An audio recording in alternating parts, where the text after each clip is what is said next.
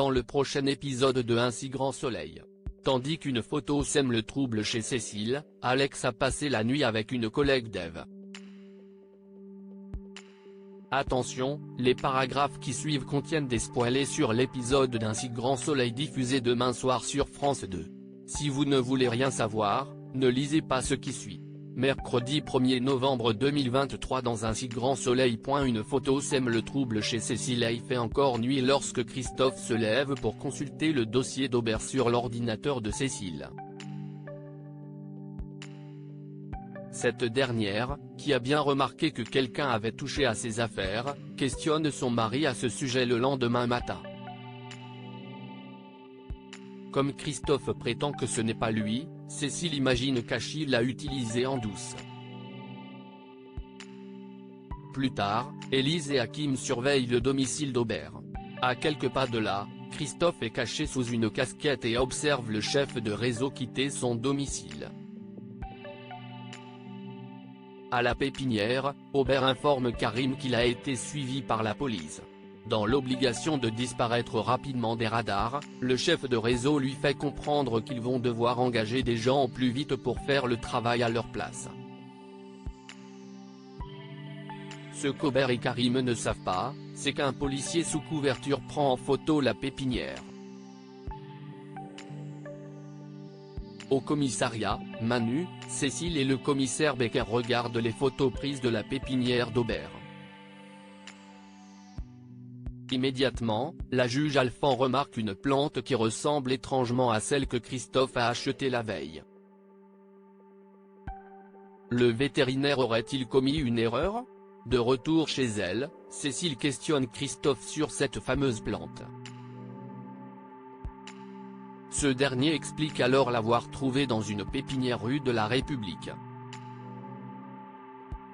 Quand il cherche à savoir pourquoi elle lui pose toutes ces questions, Cécile esquive. Dans la foulée, Hugo et le père Silvio arrivent chez Cécile et Christophe pour dîner. Au cours du repas, Hugo discute de ses études en criminologie. Il doit d'ailleurs soutenir son mémoire la semaine prochaine. Lorsque Christophe déclare qu'il pourra enfin se pencher sur son cas préféré, celui du fleuriste, Cécile et Silvio peinent à comprendre de quoi il parle. Christophe leur raconte donc que son ami est persuadé qu'un tueur en série justicier sévit à Montpellier depuis quelques mois. À la fin du dîner, Silvio profite d'être seul avec Cécile pour la questionner sur l'enquête sur la mort de Jessica. Bien qu'elle ne puisse rien lui révéler, elle confirme que la police est sur la piste d'un trafiquant. Malheureusement, des procédures administratives les empêchent d'avancer comme ils le souhaitent. Dans la mesure où cette drogue va continuer à tuer des gens, le père Silvio espère que le trafiquant de Bouddha Blue paiera cher pour ce qu'il a fait. Une discussion qui n'échappe pas aux oreilles de Christophe. Alex a passé la nuit avec une collègue d'Ève. Alex n'est pas encore arrivé au commissariat, ce qui amuse beaucoup Manu qui confie à Yann que celui-ci a probablement vécu une nuit de folie. Il faut dire qu'Alex a passé toute la soirée de la veille à embrasser une d'Ève. Bien évidemment, Yann pense qu'il s'agit de Sabine. Mal à l'aise, Yann débarque au cabinet d'Hugo et lui annonce la mauvaise nouvelle. Un coup dur pour Hugo qui ne comprend pas ce que Sabine peut bien trouver à Alex. En effet, le médecin légiste juge qu'Alex est banal et qu'il ressemble à un gant de toilette. Dégoûté qu'il soit avec la femme de sa vie, il n'a aucune envie de le croiser tous les jours dans les couloirs. De son côté, Alex se réveille non pas aux côtés de Sabine mais de Mo. Le policier décide d'ailleurs de poser sa matinée pour partager une matinée coquine avec la professeure. Pendant ce temps, Sabine appelle Hugo pour fixer leur prochain cours de maths.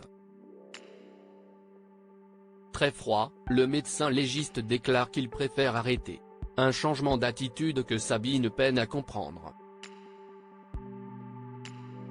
Sabine rejoint ensuite Johanna dans un café. L'occasion pour elle de raconter à son amie sa soirée de la veille.